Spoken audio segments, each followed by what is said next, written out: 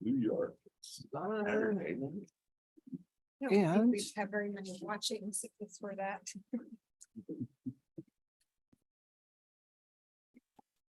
Okay, we'll call this meeting to order of the Lincoln County Budget Committee. And we will continue our budget hearing. And let's start with introductions. Katie Jacobson, County Commissioner. John Heath. Casey Miller, Kristen Don. Claire Hall, Commissioner. Kathleen Kelly, Recorder. I see Ken Lip, our Public Information Officer, and District Attorney Laney Danforth. Good evening.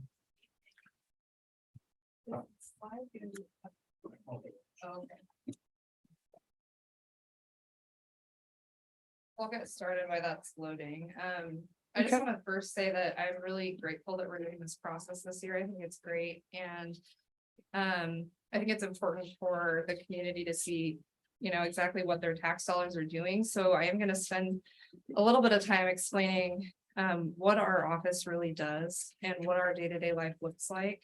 And how the funding that the county provides to us really allows us to do the job that is really important in the job that we need to do. So the first slide I have up.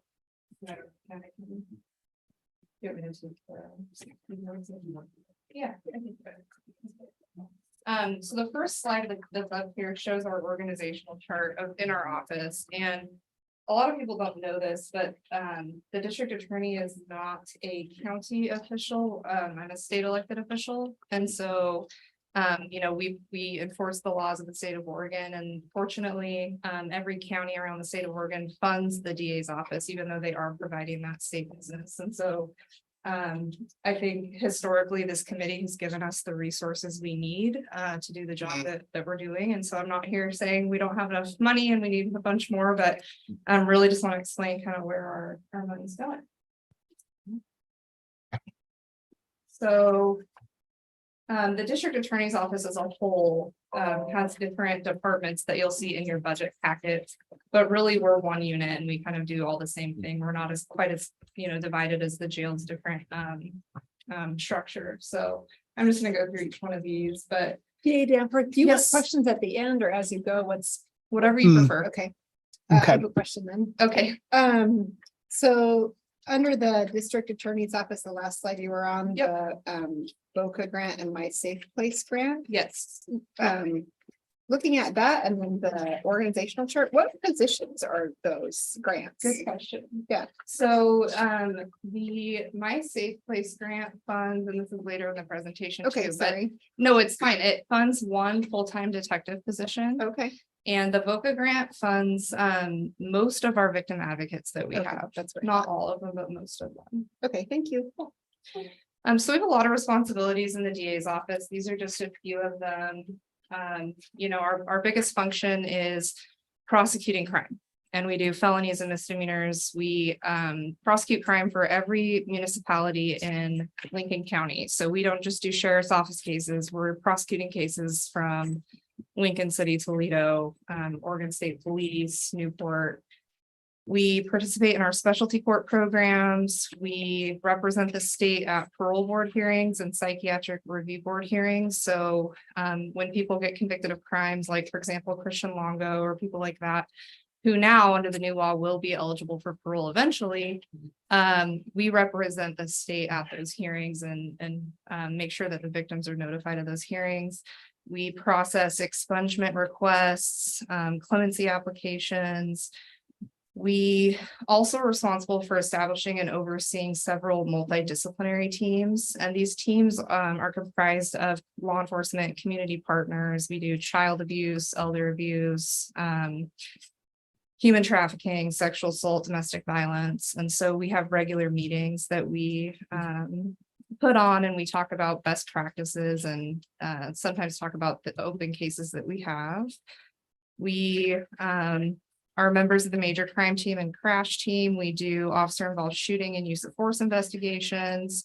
We do civil commitment hearings. So people who are having mental health crisis, we handle all of those hearings to get them into care. We do child support enforcement, death investigations, and I'm going to go into some of these topics in more detail as we go on. This next slide here, I put up to illustrate what our daily life is like in the DA's office. So we have 4 courtrooms that operate full dockets in Lincoln County, and our deputies are in court every single day. We conduct grand jury proceedings twice a week on Tuesdays and Thursdays. And like I said, we're responsible still for those multidisciplinary team meetings. And so every single week we sit down and we look at the docket and we figure out what hearings we have and then how we're going to manage to cover those hearings and be in all those places at once. So every color on this slide represents a different DDA that is assigned to the case. So you'll notice, if you really look at it, that a lot of times DDAs are double or triple set for things. So we're constantly trying to find coverage. That first slide assumes that we're fully staffed. We're not fully staffed, which I'll get to in a moment, but it's very challenging for us to even find the ability to cover just our court hearings. In addition to the court schedule, we also do this on a weekly basis. We have to charge cases by 10 a.m. So everybody that's arrested the night before or over the weekend, we have to process those cases, review them, and charge them. We can have anywhere from 2 to 15. And we're usually doing that from court. We have cases that are referred to us by law enforcement where people aren't necessarily arrested, but they're told to appear in a couple of weeks. We have to charge those every week by Wednesday. And then we have other cases that are referred to us that we're reviewing. We're making plea offers, negotiating cases, contacting victims and witnesses, filing motions, preparing for our trials. Like I said, the multidisciplinary teams, we're on call 24/7 to review search warrants for law enforcement, advise law enforcement when they're out in the field and they have questions. We respond to every major crime and fatal crash that occurs in Lincoln County. And we release every single death that occurs outside of a medical facility, which I'll talk about later. But we do all of that with 2 DDA supervisors and 4 DDAs. So we are at 50% staffing for our lawyers right now, which is our biggest challenge in our office for sure. These are some statistics about the cases that we file each year. You can see they remain relatively the same, but we did see a spike in 2022 about the number of cases that we prosecuted. We're on track to probably be somewhere in the same range this year. We handle all types of cases from murder to, your trespass at somebody's home or in a grocery store. But the cases that we're dealing with on a daily basis are, they all matter. And no matter the level of severity of the crime, it impacts somebody in our community every time something's committed. And so I'm going to go back to the last slide for just a moment. You see that we prosecuted or charged 1,904 cases last year. Every single one of those cases involves several police reports, body camera footage, victims, witnesses. So we are reviewing all of the material in all of those cases. And of those cases, a large number involve crimes of domestic and sexual violence. And so our DDAs, one of the things I'll talk about in a minute is burnout. The types of cases that we see and the types of scenes that we respond to and the facts that we hear day in and day out are very, very challenging sometimes. So our greatest challenges, like I said, are staffing, it's recruitment.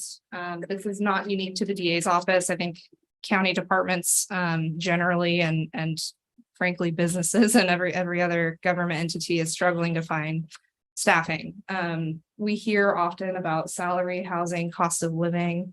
I know for lawyers, and Miss Yule's here and she can attest to this, lawyers can go into private practice and make triple the amount of money, and we do the work because we love it, and we're not in it for the money, but it's hard to recruit right now, and that's statewide, it's nationwide to find lawyers to come into DA's offices. And then the retention part of this, the burnout.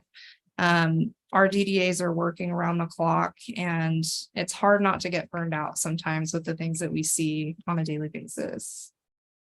We've also had some changes in the law that have been challenging for us. So non-unanimous jury verdicts. The law changed in Oregon. It used to be that you could have non-unanimous jury verdicts. People could get convicted if 10 out of 12 people thought that they were guilty.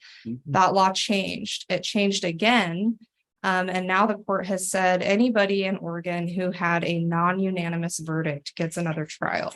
Wow. So what is happening is all of these cases are coming back to our office and have to be retried. So right now, because DDAs don't have the capacity to take that on, I'm prosecuting those cases. So I have, I think, 4 or 5 back-to-back major child sex abuse cases coming up. One of them was prosecuted by Judge Bockhart in 2001.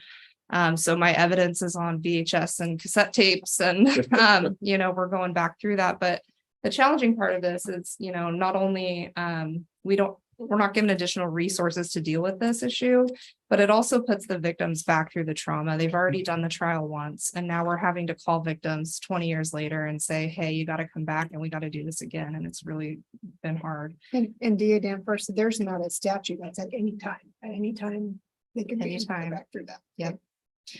The other challenge we've had is the decriminalization of drugs. And we are very, very fortunate in Lincoln County that our specialty court programs have not gone away, because they are going away across the state. And part of the reason they're going away is because we are losing the ability or the crimes that we can put people into those specialty court programs for. So we used to be able to arrest somebody for possessing methamphetamine. They could go into drug court. Now it's a violation. And so we've been working really closely with our community partners, the Defense Bar. Tony Campa has been awesome. And we're trying to find different crimes and sort of expand the crimes that we're putting into specialty courts so that we make sure we don't lose that funding and lose those programs, because they're so important. We've also seen a number of increased fatalities in our community, which I'll talk about in a moment.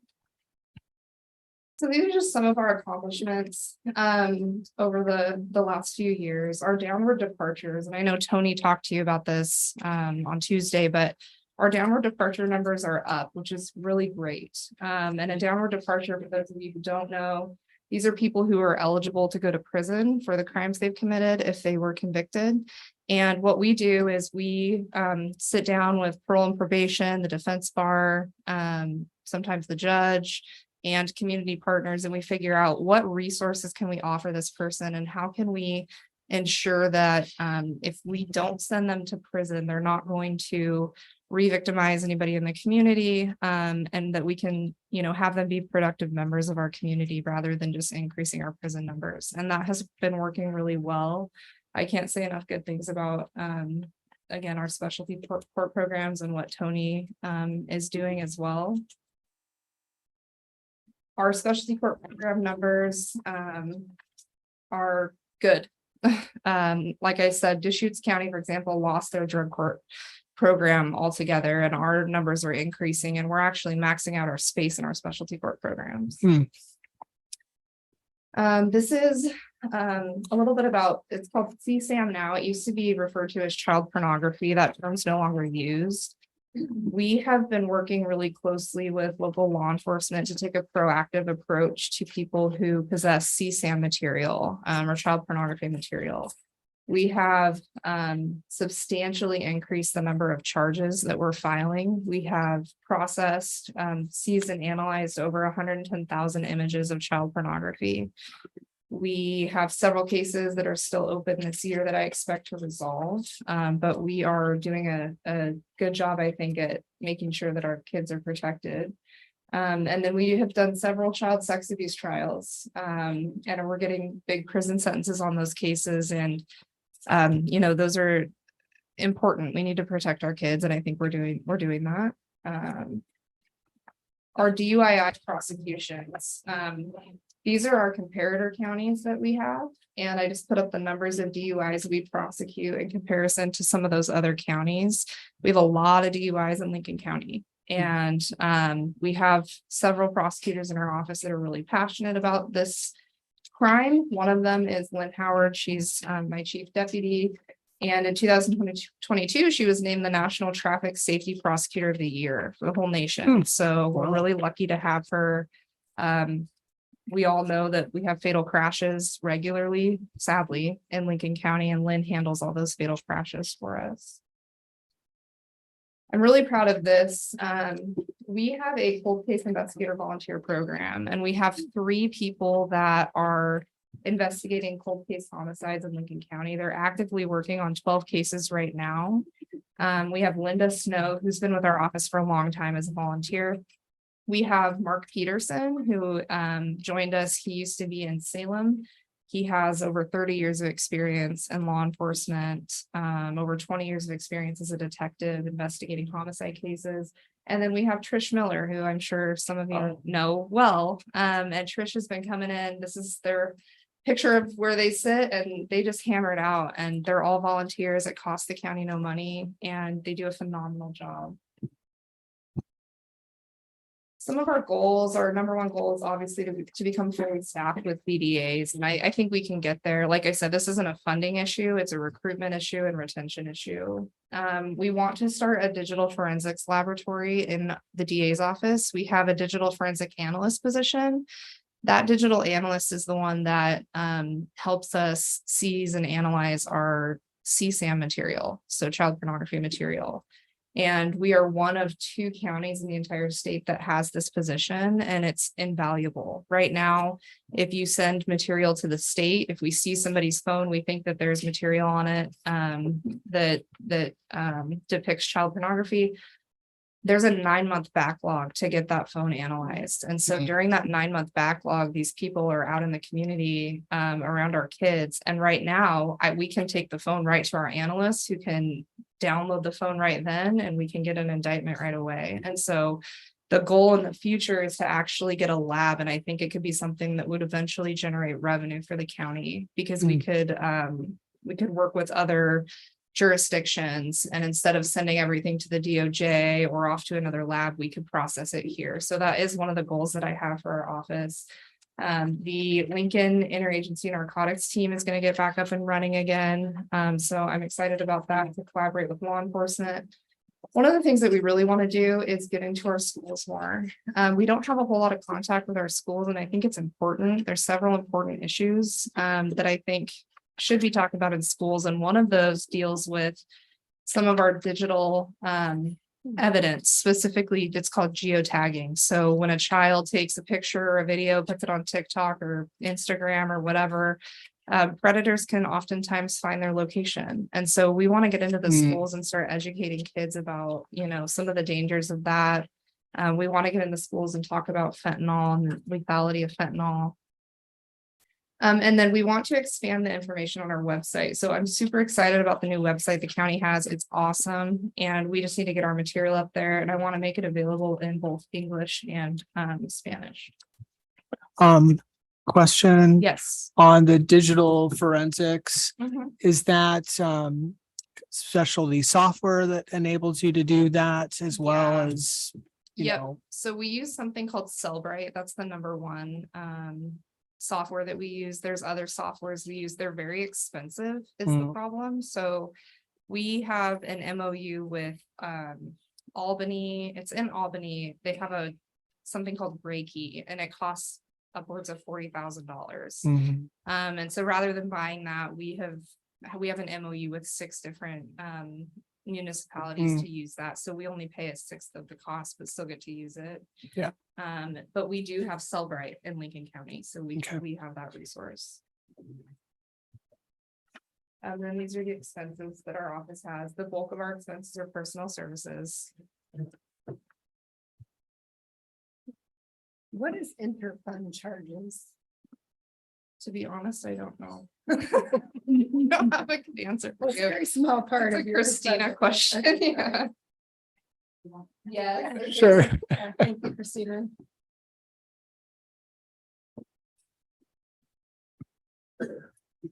interfund?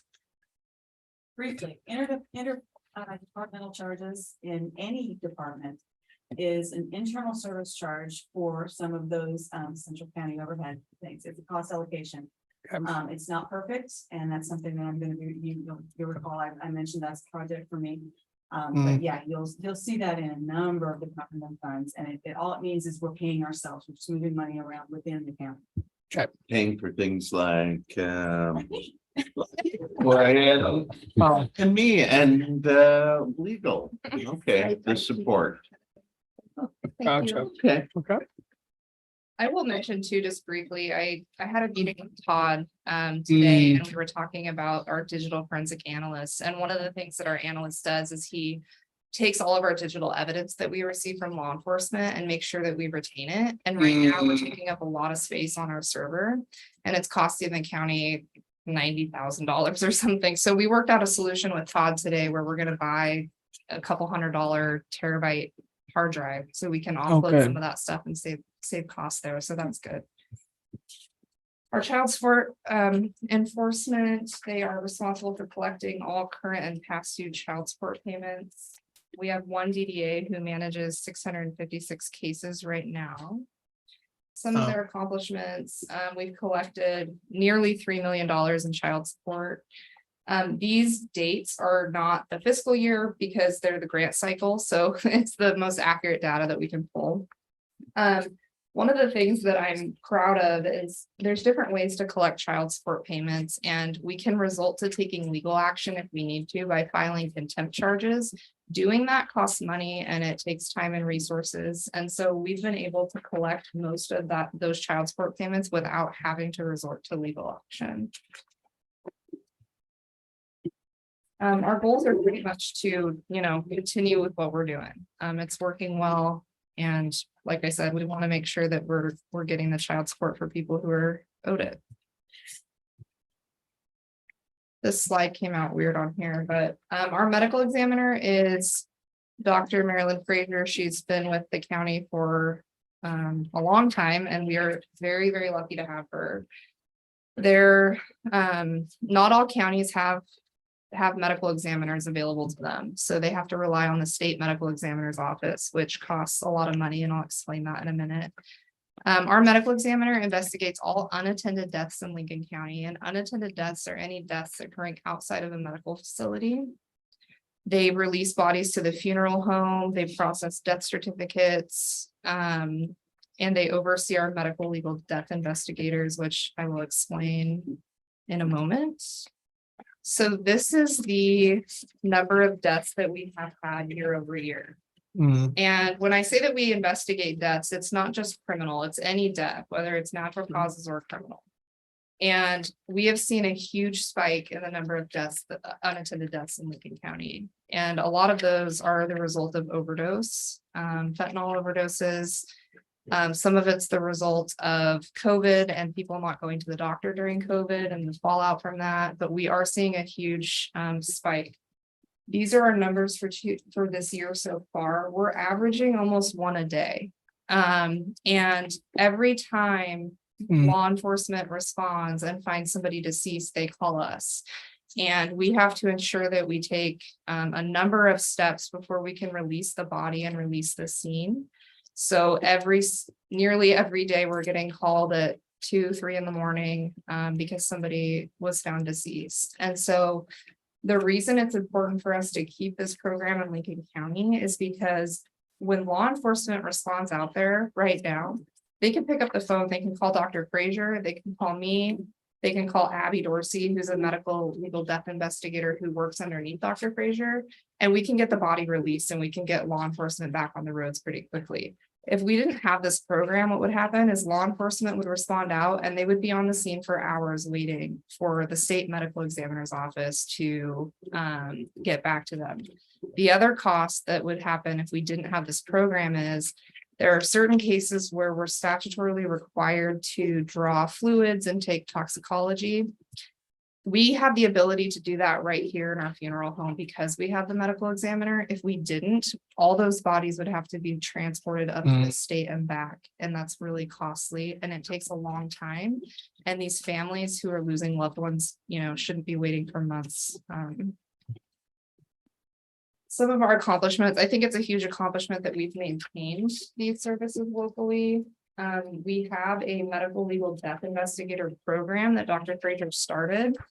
And what that is we have law enforcement personnel who actually become certified medical legal death investigators. And essentially all that means is they work under Dr. Frazier so that they can do what she does.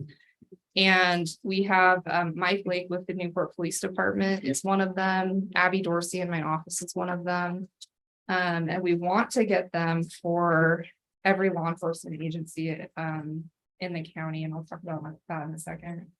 We have been investigating our overdose deaths very carefully, because in some circumstances, if we can find out who dealt, let's say fentanyl, for example, to somebody who overdoses, there's potential for filing criminal charges, and we have done that before. And so we have been really ramping up our investigation of those deaths so that we can try and find the dealers who are bringing these drugs into our community. And then one thing that we did that has been really helpful is we created an informational brochure for families that really walks them through the process of what happens when somebody dies. And that information or that brochure has our contact information on it. We're the ones that are dealing with the funeral home. And so that's really increased communication, and I think has helped provide clarity. That has helped quite a bit. Yeah. So thank you for that. Mhm. So some of our goals, like I said, we want to maintain this program in Lincoln County. We want to recruit, train, and certify more medical legal death investigators, including Lynn Howard, my chief deputy, wants to become certified. So we're going to work on getting her certified. Again, we want to put information on our website in English and Spanish for these families. And we want to get into the schools, and we want to talk more about fentanyl, and especially for staff at schools to understand, what are the signs of an overdose and what do we do when we see this? Because if people think that fentanyl is not in our schools, they're wrong. It's in our schools, it's in our middle schools, it's in our high school, it's everywhere. So we just want to make sure that people really understand, what we're up against and educate. Our victim assistance program, they advise and enforce victim rights. They provide direct services for crime victims. And a lot of their job is ensuring that we can get victims and witnesses here for trials. So we are obviously a vacation destination. So a lot of our victims and witnesses don't live locally. And so part of the struggle is making sure that they can get back here. We often have to book hotels.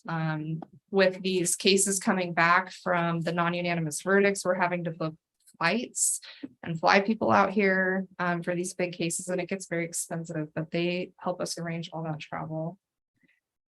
We served 2,989 individual crime victims and provided over 25,000 services. We made all of our victims' rights forms available in Spanish. That's something that wasn't previously available, so we did put those in Spanish. We also hired a bilingual grand jury coordinator, and that's really helped things because she can communicate with all of our Spanish speaking victims and witnesses. That's something our office has lacked for a long time, and it's really helped. We hired a restitution clerk whose whole job is to get restitution for people who have suffered economic loss, for small businesses, individual victims. And then we combined we had three part-time victim advocate positions. We combined those into one fully grant-funded advocate position, and that's been really great. So I want to implement a volunteer victim advocate program. And I want to do that, a lot of it probably through the college, but I've seen this done in other counties, and it's so effective because I actually started my career as a volunteer victim advocate. And if we can get, just like our cold case people, if we can get free help and it helps with our resumes, and I want to do that. So that's something we're going to do. I want to hold an annual victims' rights fundraiser to generate additional revenue. They do this in other counties. Washington County has a great one every year. We haven't had the time to get that off the ground, but I think within the next year or so, we'll be able to do that. And then, like I said, we want to be able to provide all the forms online in English and Spanish. Right now, there's not a lot of information. Well, there's no information on our website about what victims can expect when they come to the office. If they're subpoenaed for grand jury or trial, we want to be able to have videos and things on our website to kind of ease people's nerves and explain, like, this is what grand jury is, this is what the DA's office does, this is what you can expect, and have that information accessible in English and Spanish.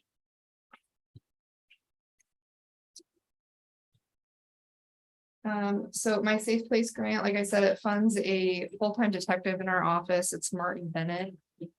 He's responsible for follow-up investigations. He is limited on the cases he can work on. So he does child physical and sexual abuse, elder abuse, adult sexual abuse, domestic violence, human trafficking, and elder abuse cases. He's phenomenal. He reviewed more than 30 child and adult sexual abuse cases that were older than 2016 that had just been sitting in our office. One of those last year resulted in a successful trial. It was a 6-year-old sexual assault case, and it resulted in a 100-month prison sentence. And so to take a case that's 6 years old and been sitting for 6 years is, it's challenging, and it's hard to have that conversation with the victim about why this sat, but I was very glad that we were able to do that. We have now implemented policies and procedures to ensure that we are timely reviewing cases so we don't get back into that backlog. We, Martin himself provided follow-up investigation in 131 sexual assault cases and 150 domestic violence cases. With our domestic violence victims, he created a lethality assessment. So strangulation for strangulation. Strangulation is incredibly lethal, and it does not take very long to kill somebody by strangulation. Unfortunately, in Lincoln County, we've had homicide, domestic violence involving strangulation. So he sits down with every victim of strangulation and goes through a lethality assessment with them. And he asks them questions about their relationship and what happened, and talks to them about sort of the dangers of strangulation. And, you know, we always recommend they get medical treatment because you can die days later after a strangulation from a blood clot. So that's been really crucial, and I think has helped to protect victims. And then he's reviewed hundreds of cases that are on warrant status. Once we charge somebody with a crime, a warrant goes out for their arrest. If sometimes, you know, they're 10 years old, and we have to actively look for these people, or there could be, you know, legal consequences down the road for us. So he has went through all of our cases on warrant status and is actively looking for people, especially people charged with very serious crimes, including homicide. And trying to locate them and get them back here so we can get them prosecuted. Some of our goals are to continue to take a proactive approach to our CSAM cases. Law enforcement has been doing a lot of sting operations for human trafficking. Martin helps with those, so we want to continue doing that. And then, like I said, we want to get into schools and educate kids, especially about teen dating violence and things like that. That's all I got. I did have one question back to the medical examiner. Yes. For lack maybe of a better term, how fragile is that, you know, position? Like, can any doctor just ramp up and become a medical examiner, or how long does it take? And They can. So doctors can do that. Okay. To become a medical legal death investigator, it takes quite a bit of time and resources. You have to go to a class at the state, and it takes a long time to get the certification. One of the issues that Dr. Frazier struggles with, especially, is she's running her own practice.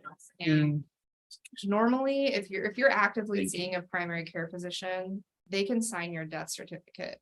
When COVID hit, people stopped going to the doctor, and so they don't have primary care physicians to sign these death certificates for people who are dying. So Dr. Frazier is trying to balance her practice with, you know, dealing with all these deaths, and we're averaging almost one a day. It's hard, and it's hard to find a doctor, frankly, that will do it for the money that we can pay them. It's challenging. so say Lynn gets certified, if something like if Frazier left, would she still be able to maintain that, or is it attached to the person? It's or attached to the person, so he has to work underneath Dr. Frazier. I see. Have a medical examiner at the top. Yeah, so it'll help with the workload for Dr. Frazier. But it won't help with overarching issue. Okay, thank you. Yeah, just And wondering I about have that. approached, I'm in the process, I went to Toledo and Tim Johnson joined me, but I'm in the process of approaching the cities to request additional help and stipends for medical legal death investigators to kind of share the cost there, because it's not, you know, just only county. Yeah, right. They're responding to, so that's something I'm pursuing as well. Okay. That was my primary question for now. Anyone else? Mr. Chair, Yes. could we go back to recruiting? And you talked about people, wanting to start out here and then either move up the career chain or get into private practice. And it just seems to me that's been a forever problem here. Mhm. And I imagine it's probably worsened since COVID. And has your office, or really has anybody, because I know this is a universal problem, Mhm. come up with effective strategies to help deal with that? No, I think the reality is in smaller counties, we're always going to be used as stepping stones, if you Yeah. will. I think that I don't know that anything will really change that. Mhm. What I will say is our challenge that we have now that I don't think we've had quite in the past is not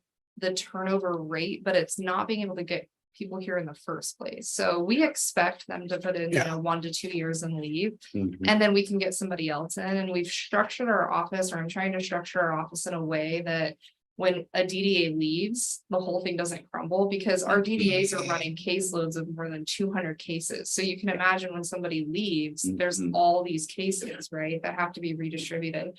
So I'm trying to structure my office in a way that allows us to not get in that bind in the first place. Yeah. But it doesn't solve the issue of how do we get people in the door. And I think, again, Yeah. this is statewide. It's every DA's office. It's even in the metro areas right now, they're having a hard time getting people. Okay, thank Yeah. you. Chair, I have a couple of questions as well. Is that Yes, right? please. One is just a comment. I just want to say belated congratulations to Lynn for your 2022 award. Congratulations on that. Well done. First question was on the district attorney kind of budget book page online, if you look at your funding sources, general fund, which we all know, and then partially funded by cost reimbursement from discovery fees. Which didn't really come from the presentation. I'm assuming that's a fairly small It's a part. very small okay. part. It's about Yeah. $90,000 a year. Okay, Yeah. all right. I kind of looked for it in the documents, but I couldn't Yep. find it. So, okay, thank you. Mhm. And then my other question is, I'm in general like a big fan of the county trying to do a better job of taking external funding through grants. I think the DA's office, like a lot of our other county departments, it's maybe not as easy to find grant sources for that as some other things. But my question is, is there opportunities for grant sources that come your way that you don't take on because you don't have capacity for it? No, and I consistently look for grants. They're hard to find for DA's offices. Yeah, I figured. One of the grants that we can't lose is, our JRI funding, and that does fund 70% of one of our DDAs. And that's tied to our specialty court programs. So that's been really huge to have that.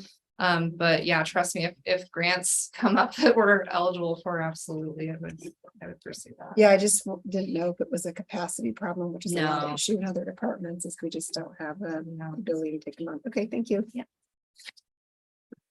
Okay. For me, sure. Thank you. I just want to make, one last comment. Yes. I appreciate the county's, and the budget committee's willingness to fund the office. And I think, the sheriff talked for a long time the other night about all the important work that they do, but really, I mean, we couldn't do our jobs without you guys, and we couldn't do our jobs without the sheriff. And I know there may be decisions about having to cut things and not cut things. And my plea to you would be to not cut from public safety. It's so critically important, and it's working well with what we have. And so, that's just the comment I wanted to leave us with. I think Lincoln County is leading the charge in funding public safety, and I just hope that continues. Okay. Thank you. Yeah, thank you. All right. Appreciate it. Okay, jumping back to the agenda. Follow-up staff. Report compensation board's recommendation to split elected official pay steps. Our human resources director, David Collier. Good evening. Good evening. So again, for the record, I'm David Collier, Human Resources Director for Lincoln County. So I don't know, did you have some specific question on this? How did you want to handle this? Because I find I it know. helpful if you present it, Yeah. reference verbal summary, so, Okay, you know, folks watching would, have a basic understanding of what we're talking about. so what Thanks. what the compensation board came up with for the elected officials. Right now, every 4 years, if an elected official is reelected, they get a 3% step, so per term. Okay. And so what the compensation board decided or proposed was to split that up. So at 2 years, an elected official would get 1.5% of an increase. And then if they're reelected, they would get an additional 1.5% and so on for every 2 years. And the idea behind that was to, again, kind of increase that the compounding effect of those steps. And again, the non-elected employees here at the county in their first 10.5 years, they get a step that I guess it depends on the union, but so 10 or 11 years. But they get a step basically every year. And so that was also, you know, the idea is to try to again bridge that gap of that distance that was happening. Okay. That was, you know, again, in talking to folks, that was again to try to make it more enticing for folks to maybe run for public office. Mm. You know, that was something that. No, Sorry, I'm I'm sorry. I apologize. But you know, so that again, that we have good quality folks that are representing the county is really the hope for that. So that was the portion on the step increases. Is the other portion that the committee recommended? I'm assuming that was simple as far as I know with the assessor, it was moving that up a step. And I don't, that's not on this particular point, but that was part of the other presentation that was last Wednesday. Okay. Mike, Commissioner may I ask a Jacobson, question? yes. Yeah. So I'm just gonna kind of recap to make sure I'm getting this. So basically you're taking that 3% increase after 4 years, because everyone's 4, right? We're 4. Oh, yes. Ours Yes, is 4, and you're just splitting it up, and so you'd get basically halfway through your term 1.5, and then if you were reelected going into your next term, you get another 1.5. right. And Okay. then at 2 years into that, you get another 1.5. Got it. And So it's not an increase per se, it's just splitting up that 3 It- into parts, but it does accumulate. correct. different And way. I mean, Yeah. it compounds a Okay. little. It I mean, compounds a again, little it is small. but Okay. it- I just want to make sure I Yeah. understood that. Thank you. I have just a general question. Is there a cap for salaries for elected? Yes, it's 6 years. Okay. 6 terms, sorry, Right. 6 terms, not years. Thank you. So if somebody sticks around for 7 or 8 or beyond, they would receive the The 6 yearly COLA, but no longer. And I think we did have that with our clerk, Dana Jenkins, I think reached that, didn't he? 'Cause he was Right, for I longer believe he than was 6 at terms. 8 steps when he retired. Yes.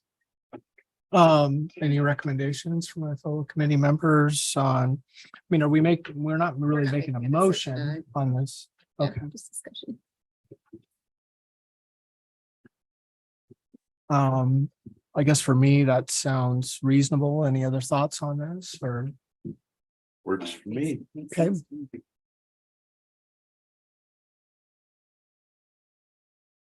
Oh, I guess I do have a question. Is this already accounted for then in the budget, like the proposed budget for? We have a question. Christina? Administrator Johnson, do Is- you want to is jump up this- here? We're not approving, we have a question. And the question was, is this, proposal and the budget for this year? Yes. It is. Okay, thank you. Okay. All right, well, thank you, Thank you. All right, David, thank you. appreciate it. Okay, next we have capital improvements, county administrator. Could we take a really Oh. quick break, just like, Oh, just a couple of minutes? That'd be Yeah, okay. let's come back at 6:50. We'll take a quick Sure. recess. Okay.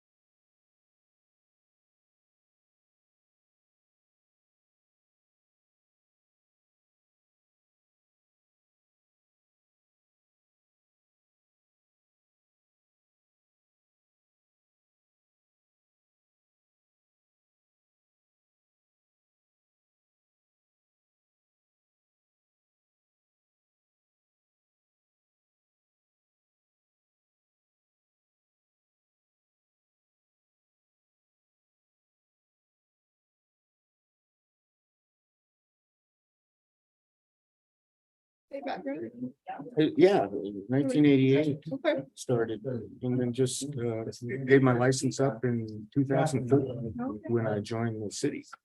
Or 2008 when I joined the city.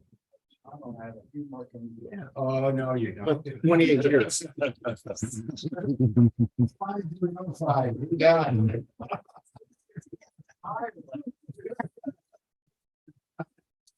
Another 37 minutes and 5 seconds. What? You can two of them need to go on a long car ride together. Yeah. I probably enjoy it. Okay, we are out of resource and County Administrator Tim Johnson, Resource. Thank Out you. of recess. recess. Resource. We are out of resource. You've been out of school for a long. Yeah. time. Yes. We're gonna talk capital improvements tonight and wrap this up. We're gonna deal with the commons, the animal shelter, Health and Human Services Transit Center, Echo Mountain Fire Restoration Projects, Public Works. And to answer the question of retention and attraction. One of the key things that the commissioners have been talking about with me from day one is the replacement of this building. And for a variety of different reasons. But I think one of the things that's most important is to have an environment, a work environment that you enjoy going to. Let me share this with you. There have been multiple studies done. David can answer some of these, but the one that comes to mind for me is this, that it's an unfortunate commentary, but when you think about extracting the amount of time you have for sleep, you all spend more time with people at work than you do with your family and your loved ones. So if it isn't a wonderful work environment, not only with the people that you're interfacing with on a daily basis, but the environment for which you work, it's difficult. I'll touch upon that at the very end. I want to start first with the commons, move to the next slide, please. And we just are finishing up the renovation of the 4-H barn. Some of you may have seen it in recent days. The photos that are shown here, we've had 3 organizations use it. One, of course, the first one, and appropriate so, was the 4-H on a sheep shearing exercise that the kids did using the barn. Say that again. real No, fast. I'm not 3 gonna. times. Real quick, 3 times, not 10, 3. huh? Only 3. Okay. I'll give I'm that a shot. charitable tonight. And then Master Gardeners, which you see here. And then we had the farm and Farm Innovation Tour. tour. So what you see here, again, is the inside of the barn, which is, I don't think that picture does it justice. If you actually get inside of it, we've completed the renovations, total concrete floor, brushed concrete, coupled with what I call surgical white paint throughout. It has been cleaned up and it absolutely looks marvelous with the LED lighting that's in there right now. The kids that from 4-H were just overwhelmed by the beauty of it. And I think it's going to bring more kids to the 4-H program as they get a chance to see this. The other picture that you see on that is the showcase for where the 4-Hers will showcase their animals, auctions, awards, ceremonies, and things like that. We just had the turf laid on that. We got to finish off the fence and gating area. One of the other key elements associated with this, we've added pedestrian doors to the barn. Before, you always had to open up a large overhead door, but it is, I think, a testament to the commissioners to illustrate success of what the future of the commons is going to look like. And that is going to include a whole host of items associated with conference, exhibit hall, another barn,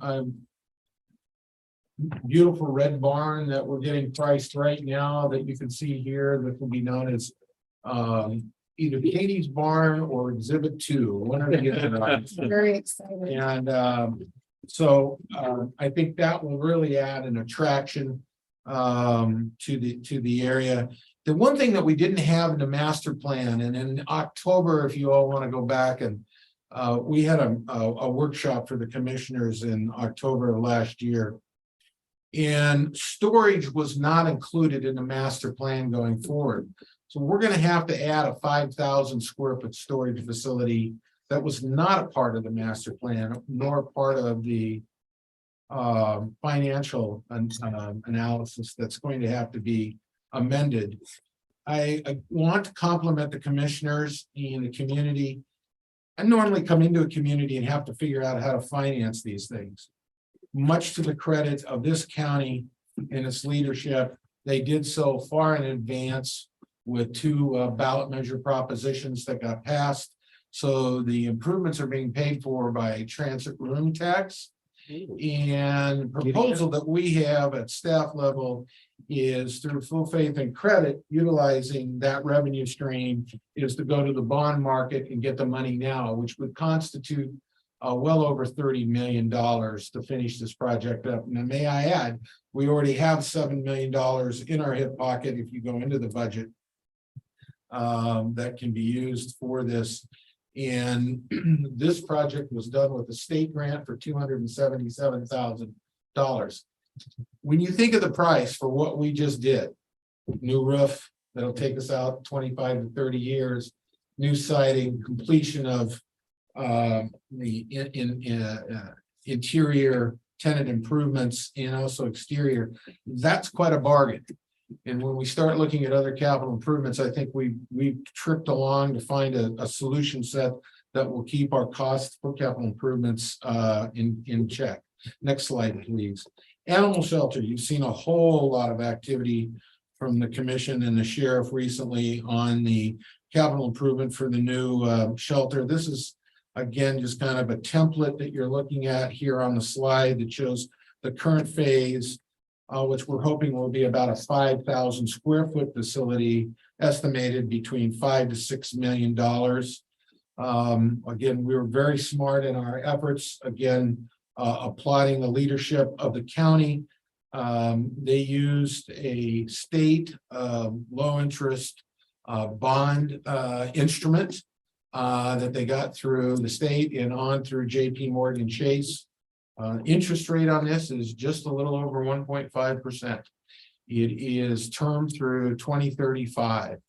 I recently met with JP Morgan Chase and I asked, is there a fee, fine or a fee or an expense or whatever associated with if we paid it off early? The banker looked back at me and said, why would you do that at 1.5% interest? And they're right. You just continue to amortize and it really doesn't have much of an impact on us. It is calculated into our annual budget. The good thing about it is what I've learned is just keep paying it. And then when you get to 2035, you can re-up it doing the same thing, although the interest rate will change. We're in development stage now and planning. Next. Going to jump over to Health and Human Services. You heard a lot this week from Director Jane Romero. We wanted to make sure we put some pictures to it. So here across the street is the Nye Street facility that was just renovated. Here's Chair Jacobson with a representative from the Lincoln County Health Council. Yeah. Cutting the ribbon for the new building. It is lovely. And if you can get a chance and you want to see it, contact Director Romero. I know she's very proud of the work that was done on this. Part of this money was acquired through federal sources, and particularly the American Rescue Plan Act, and that's how we got this done. Next slide, please. The top is the Wallport Clinic that she talked about. A lovely facility. I mean, a lovely facility, and county staff and facilities did most of the interior renovation to it as well as exterior. It is a lovely facility. I think it's a great asset for Wallport. Shows the decentralization of services to our area. The one below is a building that's kind of across the street from us, close to our campus. It is a building yet to be named. Everybody likes to refer to it as the Western Title Building, but I am putting my foot down and taking the position that this is a building yet to be named, so we'll have a competition to name the building or something like that. So we don't call it something, we own it, it should be our name on the side of the building. And then, of course, she talked to you about the Neighborhood Crisis Stabilization Center and a residential mental health units for mental health. Okay, next slide. Capital improvements on the transit center. We have a transit agency, a good sized transit agency. And within the context of that, we need buses that need to be taken care of, covered sometimes in offices, because if you saw what they're in, they look like they're in egg cartons. So on the top of this slide, in an uncolored area, is an area that is proposed for the subsequent development of a new transit yard. Estimated costs are between 3 to 5 million. They will fall in line with what we're doing at the Commons.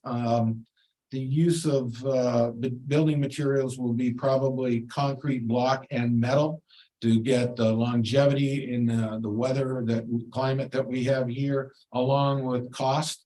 And then we'll build the appropriate tenant improvements inside for necessary office and required drivers' needs and amenities. This cannot occur, however, until we get that animal shelter. Now, that animal shelter then shifts, and we're hoping to have completion the last quarter of 2024, no later than the first quarter of 2025. So don't blink, because things are really going to be happening around here. Next one is something that's been near and dear to Commissioner Jacobson's work. We have several efforts that are going on right now in capital improvements due to the Echo Mountain Fire Restoration Program. Some of those are dealing with water, well water, septic systems, and their subsequent replacement. You've got and the other thing that's been going on is the actual acquisition of homes for those who have been dislocated to the fire. Here's a good example of one that they recently purchased. Kudos to all those involved. Tremendous activity. Next slide. Capital improvements. Public Works. You heard Roy Kenyon talk at length about the road project, so I won't reinvent the wheel on this one, but I do want you to understand that we're losing a great asset in Roy upon his departure due to retirement, and we're in the midst of hiring now. But we've been blessed. This county has been blessed with really top flight civil engineers and public works directors, and they've done a tremendous job of keeping county roads in shape. And I can't credit them enough with their work. Tim, what is his last day again? September. Look at me and pretending it's not happening. It's in denial. I can't. So apologize. September. September. You'll be invited to the party, so don't worry about it. I'm sure it'll go on for days. Yeah. Listen, I want to just conclude by saying this. This building is really important. And we've already started work on this. Before I got here, I asked the commissioners for permission to engage the Association of Oregon Counties with a grant that they have with the state of Oregon. And we became identified as the #1 position for a grant in excess of $125,000 to examine 3 key areas for studying the development of a new courthouse and administration building. That includes a space study. It concludes a financial analysis for construction and development. And finally, just a quick update on the engineering study. As we've gone through this, we understand more today than I think we did 12 months ago. One of the key issues that we found out, that is, I had talked to you in my opening remarks, that was constituted the need for a revised balanced budget, was the increase associated with insurance premiums, particularly for replacement value on this building. And that is very important for us, because I think I've maybe expressed this. The commissioners know how I feel on this. If an earthquake occurred like it did earlier in the week off the coast of California at 5.5, it is very possible that this building could be damaged, not beyond repair, but could be red tagged by our own building department and not available for use. In which case we're going to be placed in a difficult situation associated with trying to relocate everybody into temporary facilities. when we would go look at the potential settlement for the insurance claim on the building, we would find that we were horribly underinsured and don't have the money to be able to do these things. And we'd really be in a world of hurt. And as Commissioner Jacobson has reminded me, and to her point, by the time FEMA gets around to helping us, and that we have to have a match to FEMA grants to build this thing, it could be years. And this could be the worst run county anywhere in the United States, except for maybe those that are still trying to rebuild after Katrina and Rita in Louisiana. So I know this. Now you know this. You know what we're up against in terms of trying to revisit and revise our budget to make it balanced. This information came late to us. And as many in this room know, I was not very pleased to find that information out, for I was the originator of the investigation to say, what is our replacement value? And sheepishly, we found that our insurer provided us with information that alerted us that we needed to go another way and quickly. We will, in your direction in terms of I guess the recommendation for a proposed revised balanced budget will get us to that point next week or the week after when we meet again. I am convinced that we can get there with this project. I believe that the cost will be somewhere around $80 million in current value.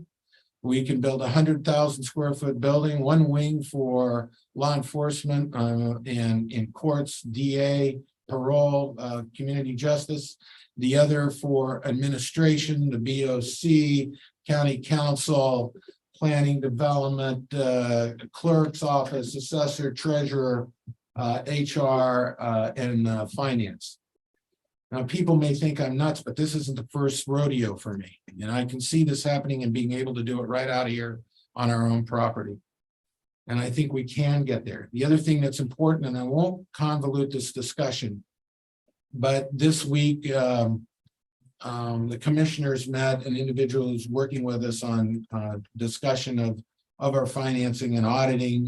And he and I worked together most recently on financing using the tool New Market Tax Credits. And as I've said before to some of you, I sit on one of the top 10 largest board of directors of one of the largest top 10 providers of New Market Tax Credits in the nation. And we happen to be sitting in the midst of a New Market Tax Credit zone. And I believe that we can get nearly $20 million if I can figure out and make a recommendation for the commissioners to feel comfortable with, looking at trying to internalize a capital stack for the development of this, along with maybe $20 million in New Market Tax Credits, coupled with community development block grant money, and the success that Commissioner Jacobson has with finding grants. I think we're at home. I really do. And I think this can move extremely quickly in terms of at least getting us through design bid process to sometime in 2025 and starting construction a year or so thereafter. It's important for us because, again, there's a variety of issues that are costing us money. First of all, the utility cost in this old building is through the roof. We've got issues that we're going to have to deal with. There's no shear walls in this. So every morning I wake up happy to know that there hasn't been an earthquake that has shaken this thing and caused this not to be used again. Having said that, that concludes where we're going with capital improvement plans. I know that this sounds strange. This county has done, and this is my term, nobody else's, they don't use this term in business school, but I'm going to use it. They have done an elegant job of finding sources of funding for capital improvements. An elegant job. Cities that are 10 times the size of this county don't even do as good a job as Lincoln County has identified financing for capital improvements. That's why I call it elegant, because for a community of this size and its ratio to what they've achieved, it's remarkable. And I feel really strongly with the scheme of things. Right now, the political, the elected officials of this county, the management team, the access to capital, we seem to have everything aimed the right direction for these kind of achievements. And I think the timing is now to be able to embark on this. And I don't mean to sound like a used car salesperson or some other huckster or charlatan or neophyte. I really honestly believe, looking at the financial directions of this county, that you are at the best place that you possibly can be to achieve these things. And I know that sounds strange when you have the optic of about a $1.7 million deficit, and that we need to revisit. But stranger things have happened. And so the optic for our citizenry is to explain the difference of the colors of money and how we get those and how we use those. And so you probably hear the commission talking a lot about that in months and if not years to come. In the meantime, thank you. We'll get out of here. And if you have any questions, I'll take those now, Commissioner.